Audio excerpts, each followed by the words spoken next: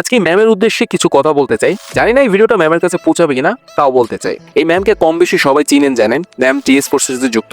তো T Sports একটা post করেছিল, সেই পোস্টের ক্যাপশনে লেখা ছিল 16 কোটি মানুষের স্বপ্ন 15 জনের কাঁধে। তো এই পোস্টটা রাতারাতি ভাইরাল হয়ে যায় এবং পোস্টের নিচে হাজারো কমেন্ট পড়তে থাকে। ম্যাক্সিমাম মানুষ একটাই কমেন্ট করছিলেন যে 15,99,99,999 জন আমাকে বাদই দেন, আমার কোনো স্বপ্ন নেই। তো এটার পরিপ্রেক্ষিতে ম্যাম টি স্পোর্টসের একটা ভিডিওতে কথা বলেছেন। সে ভিডিওতে অনেক ইমোশনাল কথা বলেছেন, যেটা বলার বাইরে। সব কথা আমি বলছি না, সব কথা বলতে গেলে ভিডিওটা অনেক লম্বা হয়ে যাবে। যারা ভিডিওটা দেখেন না তারা টি স্পোর্টসে গিয়ে দেখে নিতে পারেন। তো ম্যাম সেই ভিডিওতে বলেছিলেন যে সত্যি কি আমাদের কোনো স্বপ্ন নেই, সত্যি কি আমরা বাংলাদেশ ক্রিকেটারদের সাথে নাই, আমরা কি তাদেরকে সাপোর্ট দিব না, আমরা এরকমটা লেখা শুরু করেছি কেন, আমাদের অবস্থা কেন এরকম হয়েছে, এরকম অনেক কথা বলেছেন। তো ম্যামকে বলতে চাই যে বাংলাদেশি ভক্তদের এরকম অবস্থা কেন জানেন? বাংলাদেশ ক্রিকেট খেলছে 25 বছর ধরে।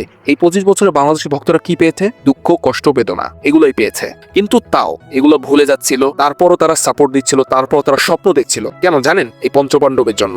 এই পঞ্চপাণ্ডব বাংলাদেশ ক্রিকেটে এমন একটা স্তম্ভ ছিলেন, এমন এক ভরসার নাম ছিলেন, যার কারণে বাংলাদেশি ভক্তরা সব কষ্ট দুঃখ ভুলে যাচ্ছিলেন বা ভুলে গিয়েছিলেন। কিন্তু যখন এই পঞ্চপাণ্ডবের বিদায়ের সময় চলে এসেছে, অনেকে বিদায় নিয়ে নিয়েছেন, এখন মাত্র 2 জন আছেন। এখন বাংলাদেশের রেজাল্টের পরিবর্তন হয়ে গিয়েছে। এই পঞ্চপাণ্ডবের জায়গায় যারা খেলছেন তারা কি ওই ভরসা সৃষ্টি করতে পেরেছেন ভক্তদের মধ্যে? পারেন নাই। এই পঞ্চপাণ্ডবের উপর এতটাই ভরসা ছিল যে এই পঞ্চপাণ্ডব যদি খেলে, প্রতিপক্ষ যেই হোক তাদেরকে হারিয়ে দিতে সক্ষম বাংলাদেশ। এই ভরসাটা বাংলাদেশ ভক্তদের মধ্যে ছিল। এখন কি সেটা আছে? এরপর আপনি বলেছেন 2017 চ্যাম্পিয়ন্স ট্রফিতে বাংলাদেশ সেমিফাইনাল খেলেছিল। কাদের জন্য খেলেছিল? পঞ্চপাণ্ডবের জন্য খেলেছিল। তারা পারফর্ম করেছিল, সেমিফাইনাল খেলেছিল। কিন্তু এখন কি তারা আছে? আচ্ছা, তারা নেই। তাদের জায়গায় যারা আছে তারা কি যোগ্য সেই ভরসা সৃষ্টি করতে পেরেছে ভক্তদের মধ্যে? পারে নাই। তো এরপর কিভাবে আপনি মনে করেন যে বাংলাদেশি ভক্তরা এখন স্বপ্ন দেখবে বাংলাদেশি দলটাকে নিয়ে? এরপর আপনি বলেছেন যারা এই সমস্ত কথা লিখেছে 15,99,99,999 জন আমাকে বাদ দেন, তারাই সবার আগে খেলাটা দেখবে। হ্যাঁ, আমিও স্বীকার করছি তারাই সবার আগে খেলাটাকে দেখবে, কিন্তু আফসোসের সাথে দেখবে আর বন্ধুদের সাথে বলবে দেখবি একটু পরে উইকেটটা পড়ে যাবে, দেখবি এই কিছুক্ষণ পর দেখবি অল আউট হয়ে যাবে, কিছুক্ষণ পর উইকেটটা পড়ে যাবে। তারা যেরকম চিন্তা ভাবনা করবে সেরকমটাই হবে, কেননা রিসেন্ট টাইমে এরকমটাই হয়ে আসছে।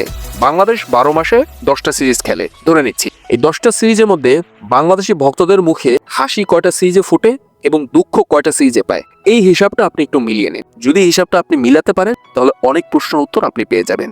বিশেষ করে এই প্রশ্নের উত্তর পেয়ে যাবেন যে বাংলাদেশি ভক্তদের অবস্থা এখন এরকমটা কেন, কেন স্বপ্ন দেখছে না বাংলাদেশি ভক্তরা, সব পরিষ্কার হয়ে যাবে আপনার সামনে। এরকম অনেক কথা আছে ম্যাম, যেটা আপনাকে আমি বলতে পারি, কিন্তু বলবো না। যদি সামনে প্রয়োজন হয় তখন বলবো।